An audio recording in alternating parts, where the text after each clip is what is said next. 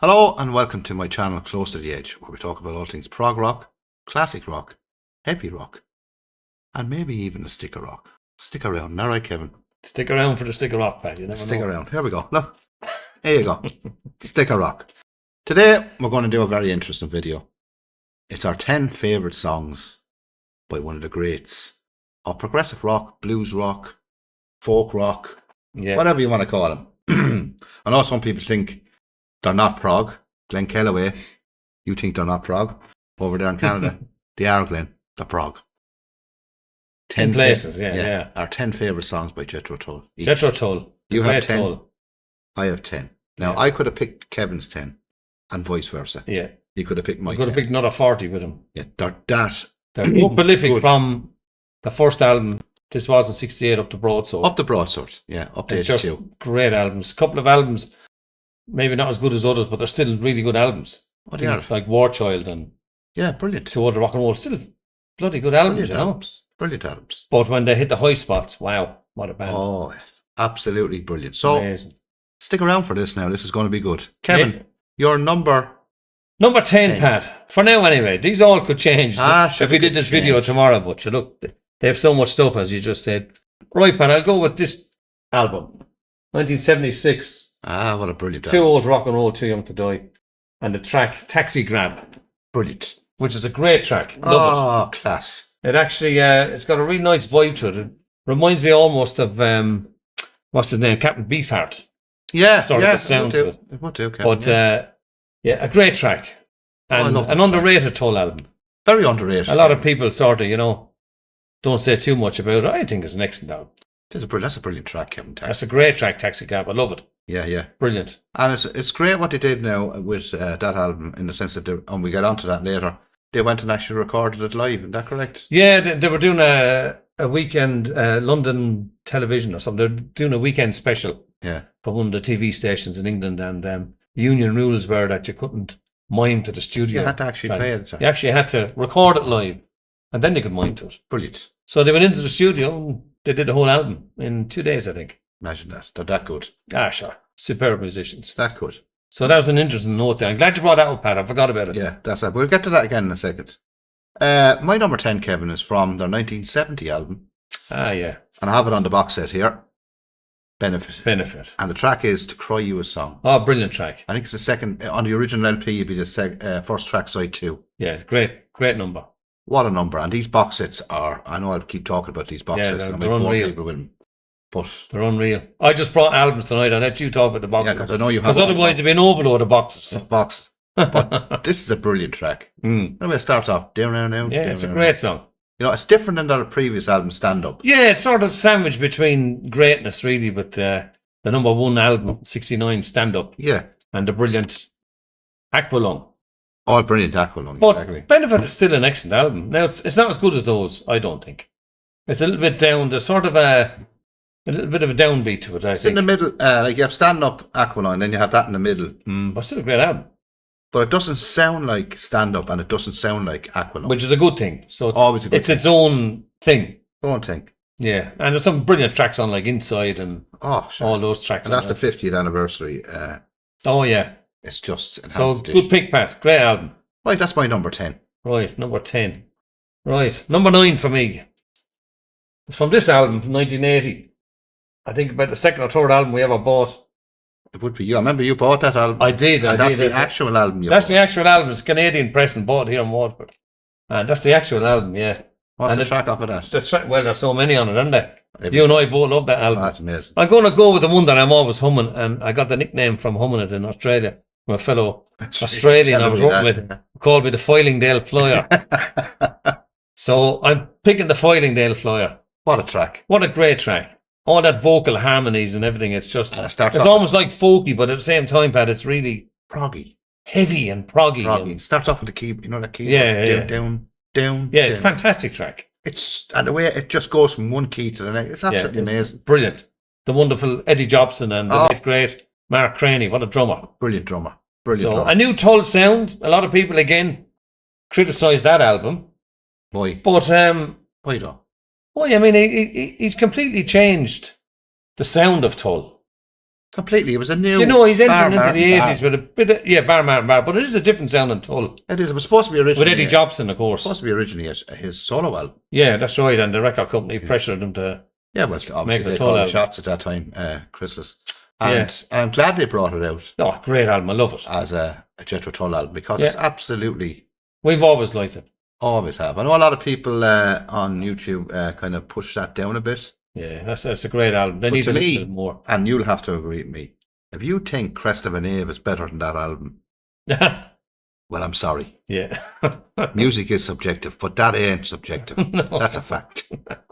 I'm sorry, Kevin. I had to say that. Hey, I'm not disagreeing with you. I had to say it. I might upset people, but that's the way it is. Yeah, brilliant album. Oh, So that's my track, Foilingdale Flyer. brilliant. Brilliant. My number 9, Kevin, is from another album. Well, we all love these albums anyway, so Yeah, it's from Aqualung, and the track is My God. they're great. I think that on the original LP, would that be the first track, side 2? Side 2, yeah. Yeah. The side was called My God. Yeah, yeah. The other So, side's Aqualung, yeah.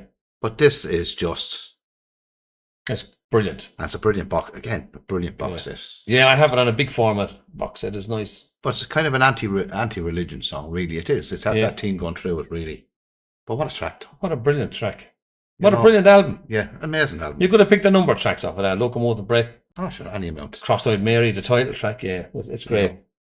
Can't argue with that, Pat. No, that's A brilliant classic album. My God. What a, and my God, Excuse what a me. track. Yes, You know, absolutely. pardon the pun. Okay, number 8. Number 8, Kevin. Right. This album from 82, The Wonderful Broadsword. For some reason, it didn't take off in America. It was the biggest selling album in Germany. Is that right? Yeah, it was it. And it's, I love this so much, I bought a poster of the album I art. know you have. Yeah, how much? Let's take a picture of that and I'll throw it up. Yeah, it is nice. What's But, the track up of that? Track off of that, I'll go with the title track, Broadsword. Oh, that's an amazing track. And I love the use of keyboards here are fantastic because they don't overwhelm the music they add to it. Yeah. And this album is brilliant in achieving that because it has keyboards alongside of mandolins, acoustic guitars, rock guitar. Right mixture. A brilliant mixture. I think Right he got it spot on. The album following that we won't mention. He actually went over the top with electronic drums and We'll keyboards talk about that album. on the raps. But this Broadsword is a great album. As is evidenced, Pat, by the that you probably show later on, the box set.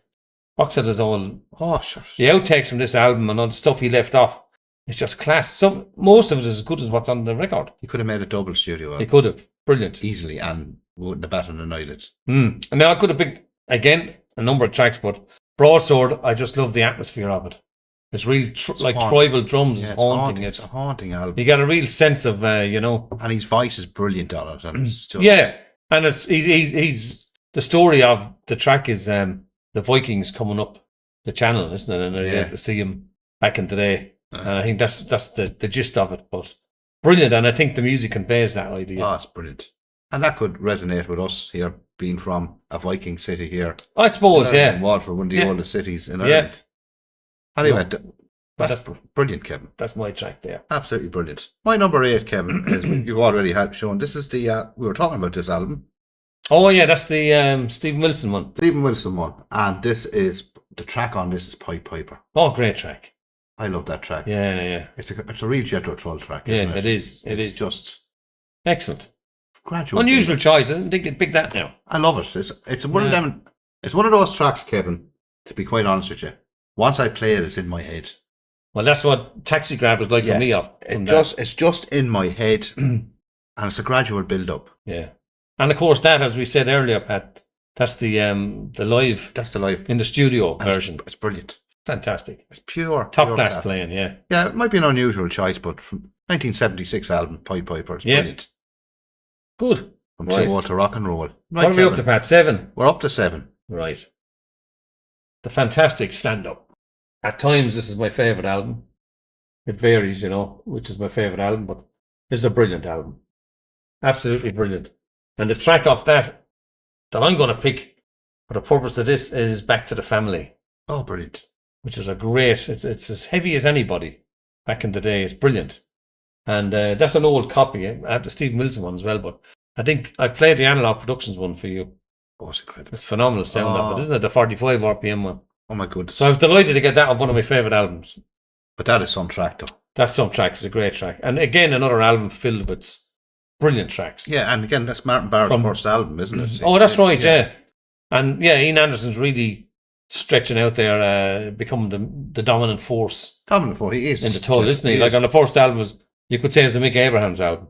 It was and a great debut. Brilliant debut. And you consider it only 2021 on it. Martin Barre brought a little bit of different. He did it style. And without Martin Barre, I know Anderson wrote nearly all of it. Yeah. Going forward, they wouldn't have been as good as they were without him. Oh no, you need that because he helped him in the studio. Yeah. And didn't get enough credit. Mm. Writing credits, he said he added stuff here and he never got the credit. Yeah, this is it. That's a great pick, Kevin. But that's my number 7 anyway. That track. My number 7 is just us talking about it. This is from. Yes. Watching Me, Watching You. Unusual, very techno sort of track. It is a techno track, but very proggy. Very proggy, I should say. Yeah, very proggy track, but brilliant. And the lyrics are fantastic. Lyrics throughout the album are excellent. Watching Me, Watching You, Watching. Yeah. Watching, yeah. It's great. It's clever. It is. It's very clever. And I love this. It's typical of Anderson's humour, isn't it? And I love this box set. Look at all the stuff on this. Look. Live shows. I think there's 8 discs, Pat, isn't it? 8 discs, yeah. It's absolutely incredible, Kevin. It is. It's amazing. And some value for money. Absolutely. It is. Big, huge book in it and everything. It's wonderful. What a track, though. Great track. I could have picked any track off that. You could. Even the last track, Cheerio, it's a short one. Yeah. It's brilliant. Yeah, it's great. Nice way to end the album, as he usually did. And as you said earlier on when you were talking about the LP, the tracks they left off. Yeah, the quality. I don't know how they went from that to what they did go to, but anyway. And that's it. Watching Me, Watching You from Broadsword. Well, we're up to 6. Up to number 6. Right. Number 6 for me, Pat. Cold Winter Valhalla. That's an original album, I know. That's an original one, yeah, the old green label. Yeah, it is. Yeah. From Inter in the Gallery, 75. Oh, that's some track. That's some track. But again, Pat, that's some album. Oh. Brilliant. So when I did my ranking on their albums, which was my first video, last July. Oh, was it? Yeah, I was a right idiot on it, but how's ever? Looking up like that and whatever. But that was my number 1 track. Album. Oh, was it? Minstrel, yeah. Yeah. Right. And I couldn't, because it's changed. It could be Ticks a Brick, could be this, could be that. But yeah, but that is some album. That's a brilliant album. I find that a very introspective album. But I like that about it. It's got a real unique quality to it. I love the way it starts off and the clap. Ladies and gentlemen. Oh, it's fantastic. You hear one fella clapping and yeah. It's just they had that humour in their music as well. Monty Python-esque humour, didn't they? They had it like that English kind of humour. Yeah, totally English. Couldn't be anything else. You know what I mean? Couldn't be anything else, really. Couldn't be anything else. No. Brilliant. That's a great one, Kevin. Yeah, so I love that album, love that track. Brilliant. My number 6 is one track, 2 parts to it. Passion Play. Passion Play, great. I love that. Brilliant album. What a way to follow up Ticks a Brick, though. I always liked it, right? But I found when did that come out? 2015, 2014? Yeah, it's only with the Stephen Wilson remix that I really appreciated that. It brings it all out. I always liked it, but I wouldn't have played it that much. But with that remix, it's so good that it really brings it all out. Brings it all out. Yeah. And it improves the sound, no end. Pure prog album. Oh, it is, of course, yeah. Pure prog. Yeah. Maybe a step too far, Anderson said himself at the time, but I'm glad he did it. It's a great album. I'm glad he did it because, and then of course the record company got on to him that he wanted shorter tracks. Yeah. And that's what he brought out, War Child. Yes. But the whole lot of that. And I know a lot of people don't like the hair and the spectacles. I'm not fond of it myself now, I have to be honest. It's a little bit, it's maybe funny when you hear it the first time. But well, I like it because it's that Lancashire accent. I know, yeah.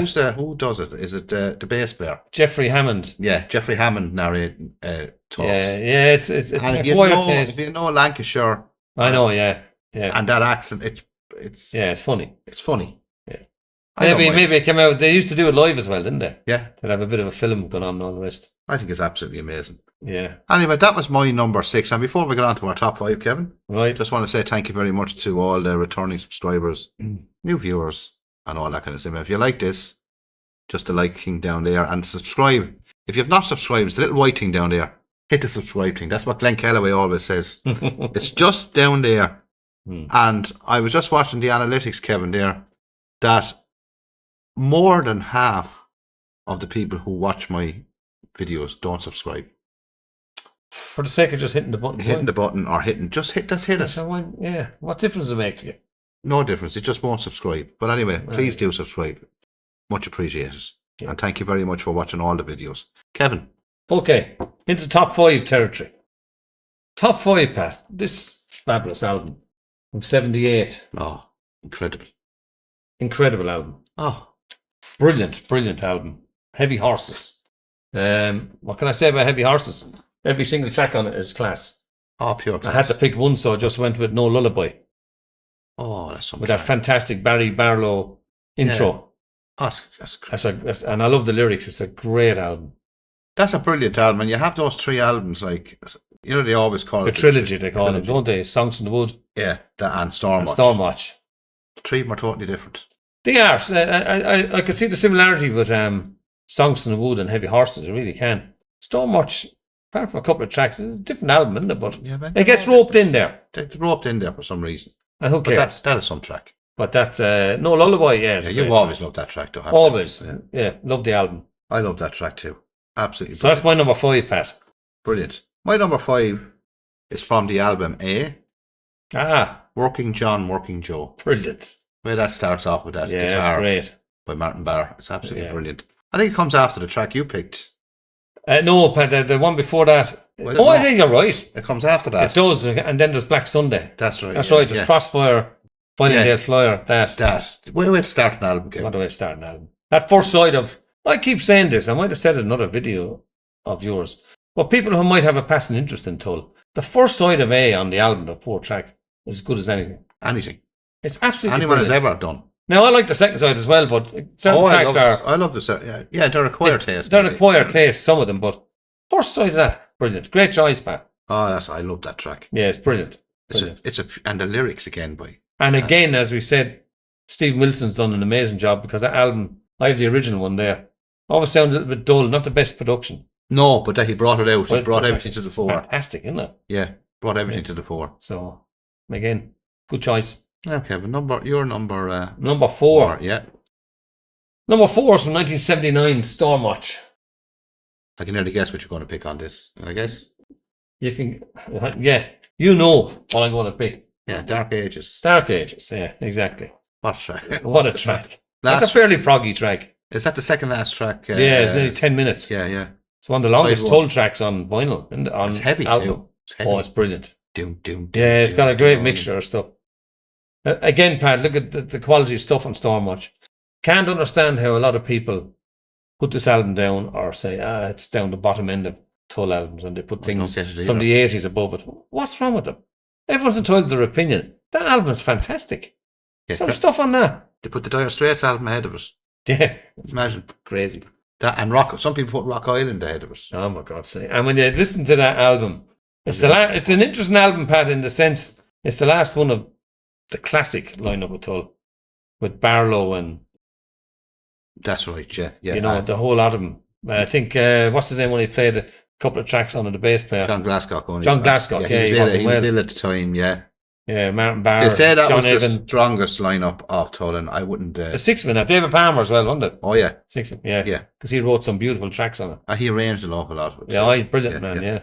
But brilliant. The Stormwatch, sure, look, Pat, you can pick a load of tracks off of that. I'll go with Dark Ages for now. Brilliant. Great album. You haven't got it, get it. Talk about Stormwatch. Flying Dutchman. Oh, brilliant, yeah. What a track. Yeah. And again, this box set, and this box set is not mine, it's Kevin's, because I have the CD, and I need to get this box set. But look at the price they're at. Yeah, it's crazy. Some fellas looking for 300 on Discogs for this. $30 when they came out. Yeah, why don't they they might re-release it when Living in the Past comes out. It'd be nice. Box set. They did it with Passion Play War Child and that's how I got him. Something else? Aqualung as well, yeah. They did. So, what a track. What a track, yeah. Brilliant. What a box set again. Look at all the extra tracks on this. Oh, the live albums on it are fantastic. Extra tracks, everything. But this, what can I say? I think one with the Flying Dutchman. Yeah, brilliant. It's just incredible. Brilliant. Good pick. Now, Kevin. Oh, we're down to 3, are we? 3. Right, Pat. Don't know if you can pick the track off of this now, but I'm going to pick 1977's Songs from the Wood. I know what track it's going to be. Hunting Girl. Hunting Girl, it is. You always love that track. Love Love the lyrics in it. Love everything about it. But I mean, the title track is brilliant. Velvet Green, You could pick any of them. P-Brock. I mean, there are tons of them. Brilliant album. One of the right up the very top of the Tull tier in terms of albums. Like it would have to be, I'd say, with most people. Certainly in their top 5. Well, I think they have possibly 10 or 11 10 out of 10 albums. They have a lot, but they're a great band. Maybe a bit more. Yeah, that are 10 out of 10 that you could not, from one day to the next, it could change. Yeah, that's true. Yeah, brilliant band. You know, they were that. I even think the first album's a 10 out of 10. But first album's excellent, yeah. It's brilliant. I'd probably give it a 9, but I think it's a great album, yeah. 1968, like, you know, when you think brilliant. about it. And I like that Mick Abraham sound on it as well. Yeah, bluesy. It's great. But yeah, that's Hunting Girl Patch. Yeah, you knew I was going to pick it. I'd say you know what I'm going to pick up of this then, Kevin. I've no doubt that it'll probably be P-Brock. Correct. Cap in hand. Yes. P-Brock, which means, Kevin. Oh, I think it's a Scottish song with bagpipes. That's or right. tune with bagpipes. He gets the sound like a bagpipe. And then he's using the phaser on the guitar to sort of mimic it. the bagpipes. Oh, it's a great track. A long track too, isn't it? Yeah, and what a box set. Yeah, that's brilliant. And there's a live concert on this. They reprinted that as well, didn't they? That's another one they reprinted, yeah. They had to, sure. It was so popular. But people are looking for stupid money on Discogs. Absolutely. Yeah, unfortunately. You know, people buy these things, they're not into it. They buy them when they come out. They're not even into Jethro Tull. They have them sealed. Yeah. They know when they go up, they make a few bob. It's the free market, isn't it? I suppose unfortunately. But that is some track, P-Brock. Brilliant. Anyway, that's my number 3. Right. Up to the top 2 now, Kevin. The top 2, yeah. Well, the amazing Aqualung. Of course. Brilliant album. Oh, superb. And the track, I'm just going to pick the title track, Pat. Aqualung. Funny feeling you picked that one. Yeah, a brilliant track. So you could pick that now. You could have picked the one. My God, you could pick any one. Cross-eyed Mary, Locomotive Bread, Wind Up. They're all brilliant. Yeah, brilliant. On the track Aqualung, his first wife wrote the lyrics to that. That's right. Jenny Anderson. Yeah, and of course she saw when she was walking through London. Yeah, the old homeless person. And that's where the idea came from. That's right. You know, that is some track Aqualung. Oh, it's brilliant. And the guitar solo in the middle is fantastic. The way it starts. They were recording at the time at the same studio, Led Zeppelin. Zeppelin were recording for 4. Led Zeppelin 4, that's correct. And Martin Barr said that he was just attempting the guitar solo for Aqualung, the track. Who's looking in through the window in the studio? Only Jimmy Page. No pressure, like, you know. No pressure, no. But he carried it off. What a solo. Oh, brilliant. What a brilliant underrated guitarist. Oh, Martin Barr is a champion. What a guitarist. Yeah. One of my 10 favourite guitarists. And I don't care what anyone says, they are not Jethro Tull without him. Yeah. I agree. After he finished with jtull.com. Yeah. Doreen Anderson and hired musicians. Yeah. Dean Anderson band. Yeah, I think so. That's exactly what they are. Yeah. Right. My number 2 is from this amazing, Kevin's already talked about it. Minister in the Gallery. This is the box set again. Baker Street Muse. Ah, brilliant, yeah. Great. Nice long track. Great.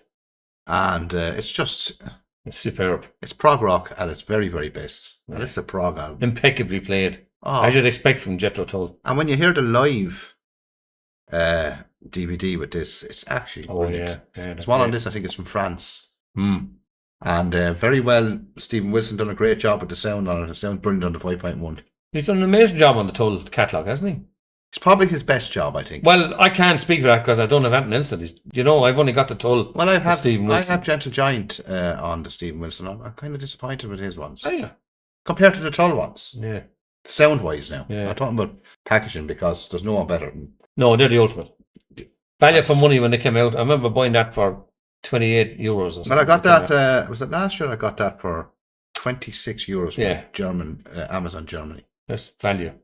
And it's actually, and now they're looking for 1780 on it now. And it's going to keep going up. But I love these box sets. Oh, they're brilliant. If you can get your hands on these box sets, even if you have a passing interest in Tull, you might only like 4 or 5 albums. They're stunning. And there's 3 I have to get and I can't get is Stormwatch and Too Old to Rock and Roll. They're looking for stupid money, Kevin. Yeah. I mean, it's ridiculous what they're looking for. Unfortunate, but there you go. Good pick. Now, our number 1s, Kevin. Number 1, yeah. Well, my number 1 is from this amazing album. Thick as a Brick, yeah. Thick as a Brick. That was my number 1 prog album of all time, you know that, don't you? Yes, I do. Amazing album. And that could change. It could be close to the edge today now. Probably is now. But that's an amazing album. Oh. One of Geddy Lee's favourite albums of all time, as well. He said, brilliant. And they were taking the piss in many respects with that. They were. Because Having a laugh, because I was reading a very good it. article on what he said. Yeah. Because he got really pissed off, Anderson, when they were calling Aqualung a concept album. He said it wasn't a concept album. Mm. So he said, I'll give you a concept album to beat all concept albums. That's right, yeah. I never saw Aqualung as either a prog album or concept album. No, it's just a rock album. Not at all. It's a collection of songs. Yeah. With a sort of theme on one side. But people kept going on about, great concept. Mm. So he gave one. I suppose it doesn't matter as long as I listen to it, but I wouldn't consider it a prog album. But as you said, Anders said, you want a prog album, I'll give you a prog album. So. And he did. Down to the cover. And I have to say, the book, and even on the... Or the newspaper. But they reproduced that in the box as well. Yeah, it's well done. And everything is exactly the same. Great. I know it's in a little box set, but the box is fantastic as well. John Lennon was going mad, I think, because he had an album out with a newspaper on the front, but a Tull beating to it. Yeah. So he was... Going mad. He wouldn't have been too happy. Poor John, when he saw that coming out. What an amazing track. What an amazing track. Now, you number one, Pat. And I'm not even going to predict it, because I know what it is. So you can just tell people. Oh, you know what it is. It's from the album Heavy Horses. And it's the title track. Yeah. It's always been... Phenomenal track. My favourite track by them. Brilliant. I'm not saying it's their best, because they don't really have a best in many respects, because they're all brilliant. Yeah, exactly. But what track? Heavy Horses. It would be nearly 10 minutes long. I think it's about 8 minutes. Yeah, it's a very long track. Yeah. You have a lot of... and there's a guest, I can't think of the chap's name, but there's a chap playing violin on it as well, isn't it? Yeah.